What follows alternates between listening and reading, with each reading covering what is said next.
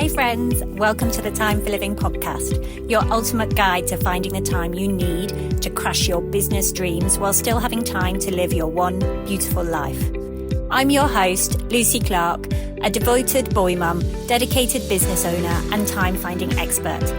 Say goodbye to that I'm too busy mindset that's holding you back from growing your online business.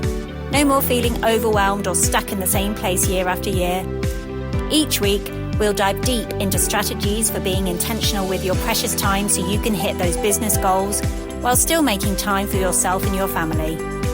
If you're ready to create more time, get practical tips and prioritize the steps that will make the biggest impact on your business and life, then you're in the right spot. Pop in your earbuds, steal a quiet moment, and let's find time together. It's Wednesday night, the kids are finally asleep, you're scrolling through Instagram, and everyone else seems to have it figured out. Their businesses are thriving, their homes are clean, they're crushing their goals while you're just trying to remember if you responded to that email from your kid's teacher. And then it hits you. When did I stop dreaming about my life? Not your kids' activities, not your household management system, not even your business metrics, but what you actually want, what lights you up. Maybe you even feel guilty for wanting more. You have a job or you're building something on the side. You have healthy kids, a roof over your head. You should be grateful, right? But here's what I learned in 2025 that changed everything for me. Wanting more doesn't make you ungrateful. It makes you human. And you don't need permission from anyone, not your partner, not your mom, not even yourself, to dream about what you actually want. Welcome to episode 57 of Time for Living. And this is part one of our goal-setting series for 2026. And fair warning, this year's series is going to look different because I realised something. We make goal-setting so complicated that nothing actually gets done. So if you're listening to this while driving carpool or during your lunch break or while you're meal prepping for the week, perfect. This is designed for your real life, not some fantasy version where you have unlimited time and energy. Let's talk about dreaming big when your life already feels too full. But before we jump in, let me give you the big picture.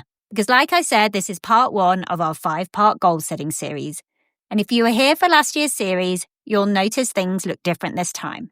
Last December, I gave you a comprehensive workbook, multiple exercise, and a detailed framework. And you know what? Some of you loved it, but most of you got overwhelmed and never finished. So this year, I've simplified my entire goal-setting approach. 5 steps instead of 20, 15 minutes instead of hours, and I'm walking you through exactly what I do. Here's how my goal system works. Step 1 is clarity. What do you actually want? That's today. Step 2, focus. Turning dreams into clear goals. That's next week. Step 3, action. Breaking goals into 15-minute steps. Step 4, momentum. Building habits that stick. Step 5, flexibility, adjusting without quitting. By the end of this series, you'll have my complete process for setting and achieving goals, a way that fits your real life, not some fantasy version when you have unlimited time and energy. Whether you're listening during your commute, while folding laundry, or squeezing this in during school pickup, you're in the right place. All right, let's jump into step 1. Before we talk about how to dream, we need to talk about why it's so hard for busy moms to even let ourselves dream in the first place. I've talked to a lot of you over the past year, and I keep hearing the same patterns. See if any of these sound familiar. First, there's what we can call the selfish narrative. The voice that says, who am I to want more when my kids need me? Or, my partner works so hard, I should just be so happy that we have what we have. Or, my personal favourite. Other mums seem content. What's wrong with me? Here's the truth. Dreaming about what you want isn't taking away from your family. It's modelling for your kids what it's looked like to have a life you've chosen, not just one you've defaulted into. When your daughter sees you working hard towards something that matters to you, she learns that her dreams matter too. When your son sees you prioritising things that light you up, he learns that his mum is a whole person, not just someone who exists to serve everyone else. Then there's the exhaustion factor. You're making 100 decisions before 9 a.m. You're managing work deadlines and permission slips and what's for dinner. You're toggling between spreadsheets and school pickups. By the time everyone's in bed, you're too tired to even think about what you want. So you scroll or watch Netflix or just zone out, because dreaming takes energy you don't have. But what if I told you dreaming doesn't have to be this big, exhausting thing? What if it could happen in the 5 minutes you're sitting in the school parking lot waiting for dismissal? Then there's also the time trap. I'll figure out what I want when things calm down. When the kids are older, when the business is more established, when we're more financially stable, when we move into a bigger house. When. But here's what I've learned. There's never a perfect time. Life doesn't calm down. It just changes shape. The chaos of toddlers becomes the chaos of after-school activities. That becomes the chaos of teenagers. It's always something. And if you keep waiting for the perfect moment to start dreaming, you'll wake up 5 years from now wondering where the time went. And finally, and this one's sneaky, there's the comparison spiral. You see someone's launch on Instagram, their morning routine, their revenue screenshot, their family vacation, and suddenly your dreams feel small or silly or not impressive enough. So you don't dream at all. You just feel behind. But here's what you don't see. You don't see that they have full-time childcare. You don't see that their partner does all the cooking and cleaning. You don't see the credit card debt funding that lifestyle. You don't see the 47 takes it took to get that perfect reel.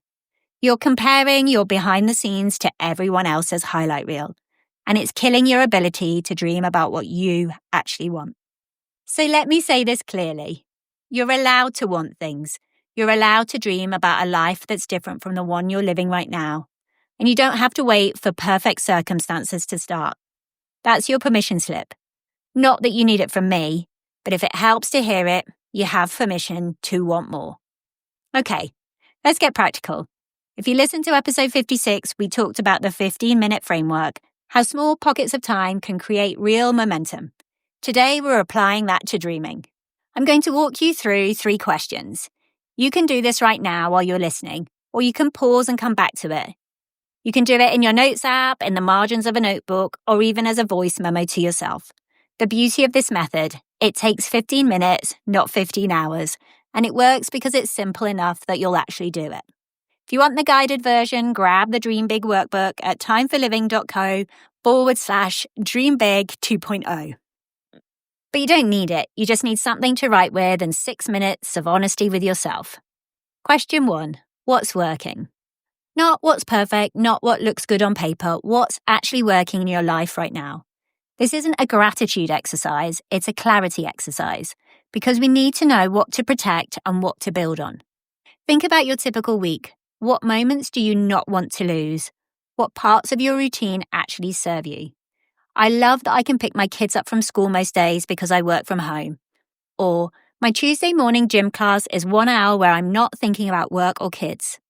Or, that 10 minutes of quiet with my coffee before everyone wakes up keeps me sane. Write down 3 things that are working, just 3. Now here's the key question. What do I want more of? Because often our dreams aren't about adding completely new things. They're about expanding what's already working. If you love those quiet morning moments, maybe your dream is, I want to add daily space that's just mine, not squeezed in or stolen. If working from home is working, maybe it's, I want to grow this side business so I can eventually do this full time. If you love creating content for your business, maybe it's, I want more time actually creating, less time stuck in administrative tasks. A listener told me recently that what was working for her was the flexibility of her current job. She could leave for school events. She could work from home when her kids were sick. But what she wanted more of was control over her income. She was capped at her salary and she wanted to build something where her effort directly impacted what she earned. That insight, I want more control, led her to starting a side business. But she only got there by asking, what's working that I want more of? Take 2 minutes, write down 3 things that are working, and then ask yourself what you want more of. Question 2. What's missing? This is different from what's wrong. It's not about complaining or listing everything that's broken. It's about noticing what's absent. The thing you can't quite name, but you feel it. Maybe it's, I haven't had a conversation about something other than kids or logistics in weeks. Or, I'm building this business, but I don't feel like I'm building towards anything meaningful. Or, I never have time to just think, I'm always reacting. Or, I used to love reading. I can't remember the last time I just read a book for fun. Write down what you feel is missing. not what you think should be there, what you actually miss or long for. Here's a prompt that helps. Close your eyes for a second. Think about your ideal Tuesday afternoon. Not some fantasy, just a regular Tuesday 1 year from now. What's different about it? What's present that isn't there now? For me, when I did this exercise last year, what was missing was margin. I was productive, sure. I was getting things done, but I felt like I was constantly sprinting. There was no space between things, no breathing room, that feeling of I'm always behind, even when I was hitting my deadlines. Once I named what was missing, actual margin in my days, I could start dreaming about what it would look like to build that in. Another mum I know realised what was missing was identity. She was Jackson's mom at school. She was the marketing person at work. She was honey at home. But she couldn't remember the last time someone asked what she was interested in outside of those roles. That realisation led her to dream of building something that was hers, something she could point to and say, I made this. Take 2 minutes. What's missing? Question 3. What would different look like? Not perfect, not Pinterest worthy, just different. 1 year from now, fall 2026, what has changed? And here's the key.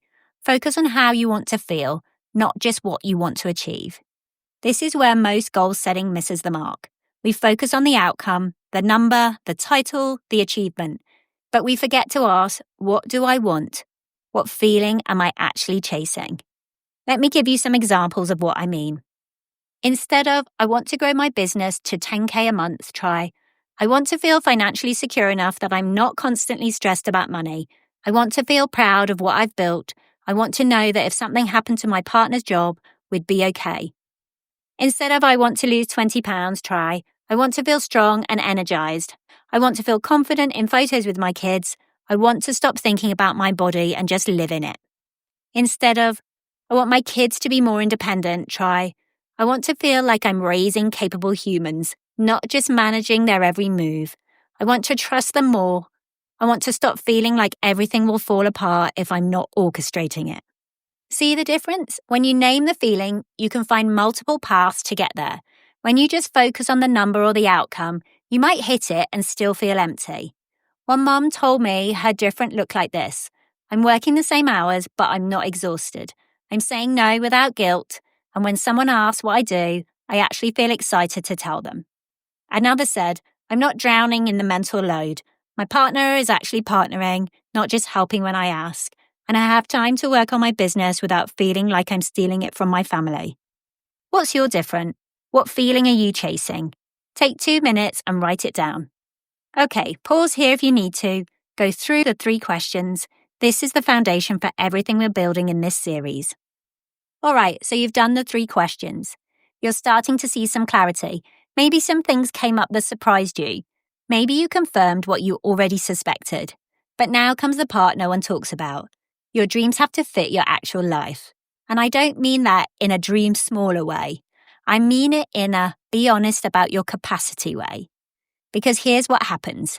We see someone else's dream life on Instagram and think, I want that. But we don't see their behind the scenes.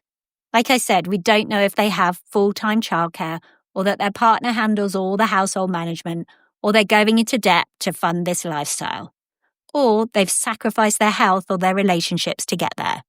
Your dreams need to be yours, not theirs, and they need to fit the season you're actually in.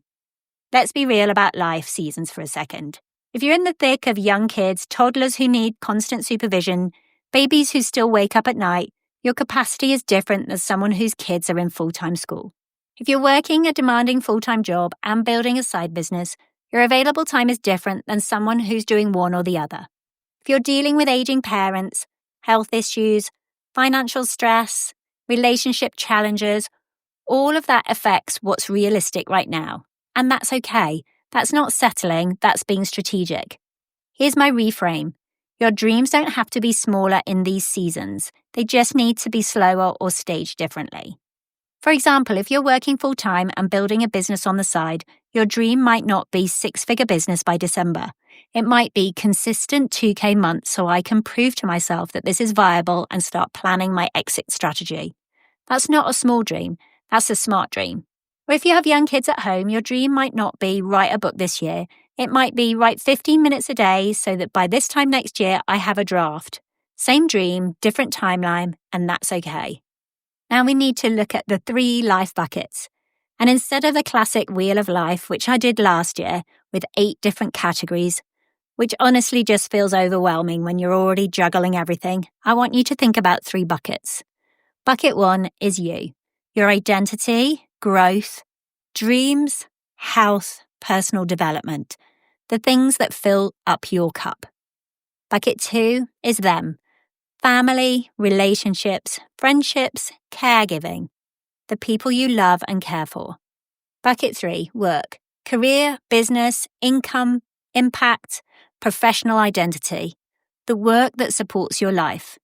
Take a second and think about your typical week. What bucket is overflowing? Which one's completely empty? For most mom entrepreneurs I talk to, them and work buckets are overflowing. The you bucket is bone dry. You're taking care of everyone else, you're managing the household, you're building the business or showing up at your job, but when was the last time you invested in yourself? Not in a bubble bath self-care way, in a real identity-building way. When's the last time you did something just because you wanted to, not because it served your business or your family? When's the last time you spent money on yourself without justifying or feeling guilty? When's the last time you prioritized your own growth, your own learning, your own dreams? Here's the thing. You don't need perfect balance across all 3 buckets. That's impossible when you're in the season of building something while raising humans. But you do need to know which bucket you're intentionally filling right now and which one you're planning to fill next. In 2025, my work and them buckets were overflowing. The you bucket was empty. I couldn't remember the last time I did something just for me that wasn't also content for a podcast or an example I could share with you all. So one of my 2026 goals is to fill the you bucket, even just a little, because I realized something. If I'm empty, everything else eventually suffers anyway. I can't pour from an empty cup. As cliche as that sounds, it's true. Your turn. Which bucket needs attention in 2026? You don't have to fix all 3. You don't have to balance them perfectly. Just notice which ones you're neglecting, because that awareness is going to inform the goals we set next week. All right, you've done some dreaming. You've been honest about your season and your buckets. Now we need to get clear on what you actually want. Because here's what I've noticed. Most of us don't need more dreams. We need clarity on the dreams we already have swirling around in our heads. So I want you to run your dreams, whatever came up during the 3 questions, through these 3 filter questions. Think of them as truth tests. Filter 1, does this energize me or just sound good? Be honest, are you excited about this dream or do you just think you should want it? Example, I should want to grow my Instagram following by 10,000. But when you think about it, social media drains you. You hate being on camera, you don't actually enjoy it. What you actually want is connection with your audience and clients, which might look totally different than Instagram growth. Maybe it's email. Maybe it's one-on-one conversations. Maybe it's something else entirely. Strip away the should and ask, does this energize me? Filter 2, am I chasing this because I want it or because someone else is doing it? The comparison trap is real. Just because she's launching a course doesn't mean you need to. Just because he quit his full-time job doesn't mean that's your path. Your dream might be the exact opposite of what's trending, and that's okay. One mum told me she realized she was trying to build a big team because that's what successful entrepreneurs do, right? But when she really thought about it, she wanted to stay small. She liked doing most of the work herself. She liked the simplicity. Once she gave herself permission to want something different, everything got easier. Filter 3, if no one knew about this goal, would I still want it? This one's crucial. Strip away the external validation, the applause, the Instagram announcement, the bragging rights. Do you still want this? If the answer is no, it might not be your dream, it might be someone else's expectation. And filter 4, does this fit who I am right now or who I was 5 years ago? We change, our circumstances change, our values shift, our priorities evolve. Sometimes we're holding on to dreams that don't fit anymore and we're too guilty to let them go. It's okay to want different things than we wanted 5 years ago. It's okay to say that was important then, but it's not important now. Maybe you used to dream about a corporate promotion, and now you dream about flexibility. That's not failure, That's growth. Maybe you used to dream about a big house, but now you dream about less stuff and more experiences. That's allowed. Give yourself permission to let go of dreams that don't serve who you are now. So here's your homework before next week's episode. Just one thing. Look at everything that came up during your 3 questions, all the dreams, all the desires, all the things you want more of or want to feel. Write down 3 dreams, just 3. Now circle the one that you won't let go of, the one that keeps showing up, the one that makes your heart beat a little faster, even if it scares you. That's your starting point. Not all 3, just one. Because progress happens when we focus, not when we scatter our energy across 20 different goals. Next week, in episode 58, we're taking that one dream and turning it into a goal you can actually achieve. Not vague, I hope this happens someday. A specific, clear, and doable goal. So let's wrap this all up. If you did the last goal-setting series with me back in December 2024, you might remember I gave you a comprehensive workbook, exercises for days, and yes, some of you loved it, but most of you did get overwhelmed and didn't finish. So here's what's different this year. Less to do, more likely you'll actually do it. The Dream Big Workbook is available at timeforliving.co/Dream Big 2.0. It's streamlined, just the exercises, no fluff. About 25 pages total for all 5 episodes.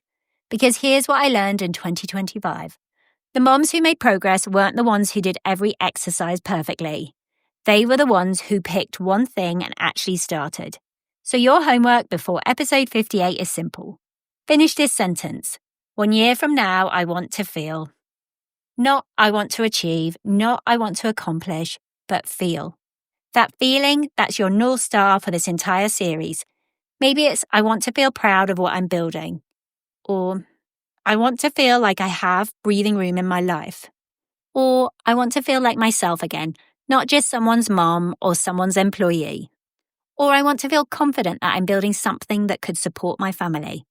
Whatever it is, write it down. Put it somewhere you'll see. Screenshot it and make it your phone background. Stick a Post-it note on your bathroom mirror, whatever works. Because next week, we're turning that feeling into goals that fit your 15-minute framework. We're going from fuzzy dreams to focused action. And I promise you, it's not going to be complicated, it's going to be clear. Because here's what I know about you. You're not lazy, you're not unmotivated, you're not lacking in dreams. You're just tired of systems that don't work for your real life. You're tired of feeling behind. You're tired of watching everyone else seem to have it figured out while you're still trying to find 5 minutes to think. This series is for you, and it's going to work because we're keeping it simple. Take your 15 minutes this week, do the 3 questions, find the feeling you're chasing. That's all you need to do. And I'll meet you next week in episode 58 to turn that feeling into reality.